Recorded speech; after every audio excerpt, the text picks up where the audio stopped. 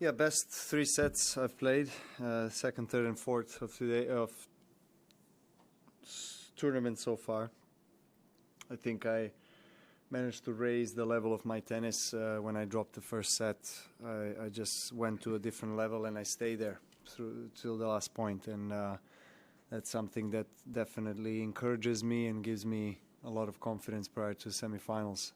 It was a great battle. It always is with Matteo. He's very powerful player. He's got one of the best 1-2 punch in the game, forehand from any position really, and serve, one of the biggest serves we have in tennis. So just a difficult player to play against. He likes the big stage.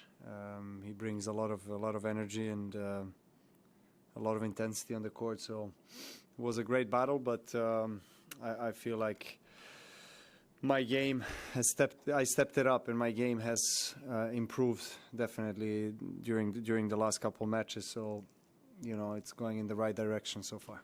Good. Thank you very much, Matt. Novak, Matt Futterman, the New York Times. Congratulations. Thank you. These guys are younger than you. So Matteo, in his case, he's bigger than you. They probably, I don't know. You guys are wrestling. We'll see what happens. But no, I don't want to wrestle with him. He's 220 pounds, so he's exactly. probably stronger than you. What is it? Can you explain exactly what you have to do when you're going into a battle like that to get yourself ready for what's about to ensue? I know what my strengths are, and I stick to them. And I've worked over the years to perfect my game so that my game can have literally no flaws.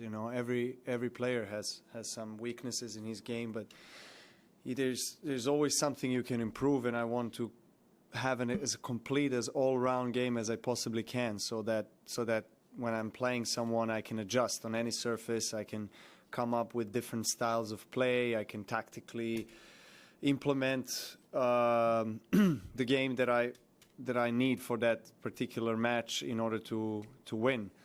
And of course, I want my opponents to feel that I can get any ball, that I can play comfortably from back of the court, on the net, serving, returning. And over the years, working on perfecting the game has really helped me, I think,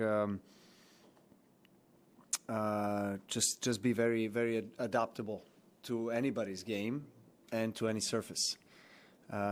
So, some guys like Matteo, they need to feel strong because he serves big and needs to feel his forehand, that it gives him a lot of free points, that he can dictate the play.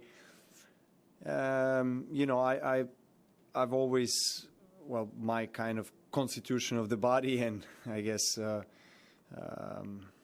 my work on the court and also in fitness-wise has always been based on equally paying attention to every aspect of my physical abilities, whether it's strength, flexibility, agility, speed. So I always want to have everything on a satisfying level, so that I could always come up with the element that I need in that particular moment. So I think I managed to do that very well today. First set, I had some chances. He made a break in the 11th game of the first set, and he deserved to win it. Deserved to win the first set, and it was just a lot of emotions and things. And I was just calm at that point. I said, okay, whatever happened, move on. And then I felt I kind of reached another level of focus and calmness at the same time. But that helped me, I guess, read his game better, perfect my game, and it resulted with a win. Okay. Novak, from New York Times. You play Zverev next, who you played obviously at the Olympics, and you're up a set and a break, and things sort of unraveled for you, I guess, at that tournament. With about a month in the rearview mirror now, how do you look back on that and explain what happened, and how did you sort of reset from what had to be a very disappointing moment in what's otherwise been a golden year for you? Yeah, it will. I mean, look, the Olympic Games have been it's a tough ending for me emotionally. But, I did dominate the tournament to semifinals, and I was 6-1, 3-2 against Zverev, who was also playing very well, and just I played great tennis, and then unfortunately game fell apart, and it happens. I just started to doubt my shots a bit, and he started to read my serve well, and he has a tremendous serve, so he got a lot of free points on his service games, and next thing you know, he won it. He won it comfortably in the end, and deserved to win a gold medal, obviously, with the way he was playing, and he hasn't lost a match since. So he's in a fantastic form next to Medvedev, best form, but it's best of 5, it's Grand Slam, and of course, looking at his results in the past few years, he's played very well here in this court, and he was a couple of points away from his first slam last year against Dominic. I know it's going to be battle, even harder than it was today, but I'm ready for it. Look, these are the hurdles that I need to overcome in order to get to the desired destination. And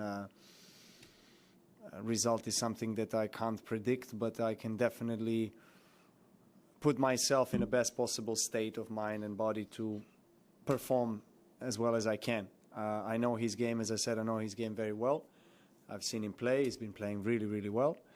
But again, semis, and when we face each other, there are nerves. There's a lot of things on the line, so it could go both ways. I think very few points will really determine the winner there. Let's see what happens. Howard. Howard Federich with AP. Hi, Novak. Well, why didn't you want to even touch that question that was coming in the on-court interview about history? Because I've been getting that question quite a lot recently, and which is understandable.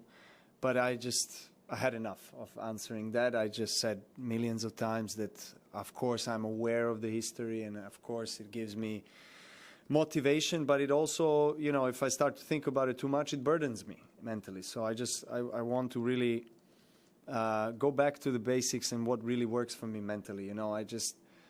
I'm, again, in a position that is very unique. I'm very grateful for that.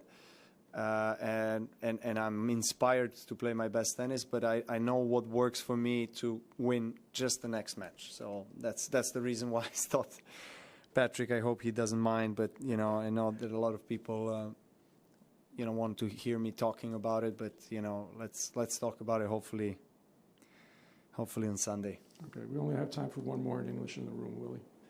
Congrats, Novak. Willie Weinbaum from ESPN. You alluded to the mentality of the 5-set match versus having a 3-set match. How does that affect your approach?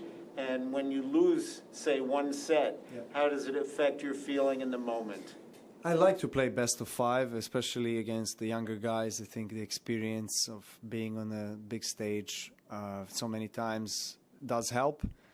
And physically, I feel as fit as anybody out there. So I can go the distance, and actually I like to go the distance. So the longer the match goes, I feel like I don't have any issues. I think I have a better chance than any other opponent. So so that's all. I of course I want to start off well and I want to win in straight sets. Don't get me wrong, but sometimes it happens that you go through ups and downs during the match, particularly when you play against the best players in the world and in the latter stages of Grand Slam. So I'm going to be ready to go 5 sets, 5 hours, whatever it takes. That's why I'm here. Okay. Thank you, everyone. Thank you.